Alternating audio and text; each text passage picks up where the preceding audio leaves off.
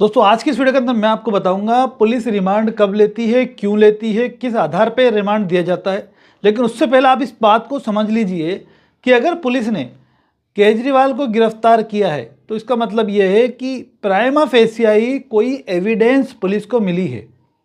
जाहिर सी बात है, सुप्रीम कोर्ट का क्लियर जजमेंट है, क्लियर गाइडलाइन है कि अगर आप किसी व्यक्ति को गिरफ्तार कर रहे हो तो उसकी गिरफ्तारी का जस्टिफिकेशन होना चाहिए। कुछ ना कुछ एविडेंस, कुछ ना कुछ साक्ष्य आपके पास होना चाहिए, तभी आप किसी व्यक्ति को गिरफ्तार करेंगे, अन्यथा नहीं। अदरवाइज पुलिस के खिलाफ ही एक्शन हो जाएगा। तो यानी कुछ ना कुछ बेस, कुछ ना कुछ ग्राउंड पुलिस के पास था, उस आधार पर पुलिस ने अरविंद केजरीवाल को गिरफ्तार कर लिया। अब नियम क्या कहता है, अगर पुलिस किसी व्यक्ति को गिरफ्तार करती है, एनी पर्सन, अरविंद केजरीवाल हो, मैं हो या आप, एनी पर्सन, गिरफ्तारी के 24 आवर्स पूरा होने से पहले उसको जो नियरेस्ट मजिस्ट्रेट है उसके सामने पेश करना ही होगा। अब जब भी पुलिस किसी व्यक्ति को गिरफ्तार करती है तो पूछताछ नोट बनाती है। अब जो व्यक्ति गिरफ्तार किया गया होता है उससे पूछताछ नोट क्या बनेगा? जाहिर सी बात है, कॉमन सेंस की बात है कि भाई वो अपराध के बारे में जानकारी ली जाएगी। फॉर एग्जाम्पल, केजरीवाल जी से क्या सवाल पूछे जा सकते हैं? एक न्यूज़ चल रही है कि केजरीवाल जी के पास पैसा पहुंचा था, कैश, इसकी एविडेंस पुलिस को मिली है। तो पुलिस उस कैश के बारे में क्वेश्चनिंग करेगी कि जो पेमेंट आया वो बताएगी कि देखो ये पेमेंट इस तरह से, इस माध्यम से आप तक पहुंचा है। अब आपको इस बारे में क्या कहना है? जो भी कनेक्शन उस पेमेंट से रिलेटेड था, फला व्यक्ति, फला ABC, इन्होंने ये साक्ष्य दिया आपके खिलाफ जिसमें ये तथ्य आपके खिलाफ आ रहा है, तो इस पॉइंट पे आपको क्या कहना है? तो वो उन सवालों के जवाब कौन देगा? केजरीवाल जी देंगे।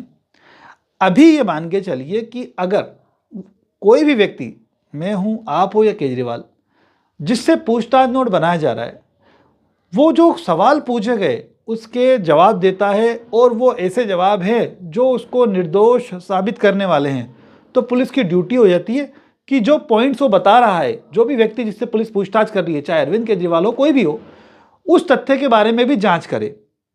आमतौर पे पुलिस ऐसा नहीं करती है, लेकिन मुझे लगता है एक ईडी तो अगर ऐसी कोई बात आती है तो करेगी, क्योंकि सबसे एक बड़ी एजेंसी है ईडी।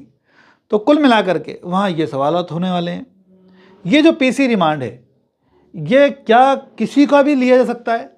सबसे पहली चीज़ तो ये जान लो कि भाई PC रिमांड जो चीज़ है ना, ये तब लागू होती है जब 24 घंटे के अंदर अन्वेषण पूर्ण ना हो, यानी जांच पूरी नहीं होती। फॉर एग्जांपल, एक व्यक्ति को गिरफ्तार किया, उसने बता दिया कि भाई ये चीज़ मैंने ऐसे की थी, मैंने वहाँ इन चीज़ों को रखा है, मेरे पास ये चीज़ यहाँ पे मिल जाएगी आपको।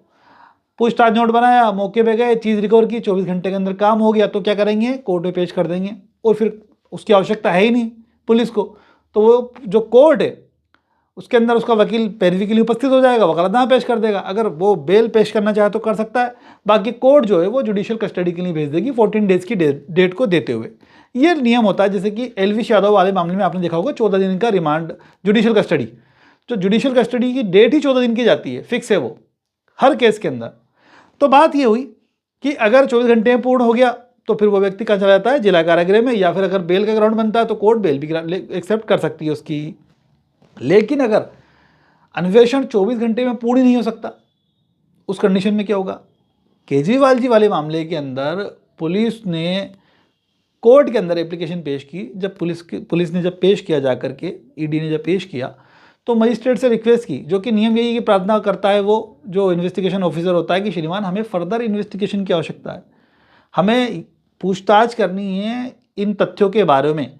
इस केस के अंदर अभी फर्दर जांच बाकी है जिसमें इनकी अहम भूमिका है, या इनसे कुछ ऐसे पॉइंट्स हैं जिन पर हमें इनसे जानकारी लेनी है। फॉर एग्जांपल, या फिर कुछ पैसे की रिकवरी करनी है, सीजर की कार्रवाई करनी है, कोई व्यक्ति इन्वॉल्व है उनके बारे में पता करना है।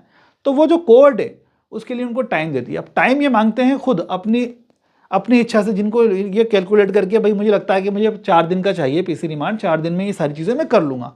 तो ईडी ने यहाँ पर 6 दिन का मांगा, और जो मजिस्ट्रेट है उन्होंने 6 दिन का ग्रांट भी कर दिया।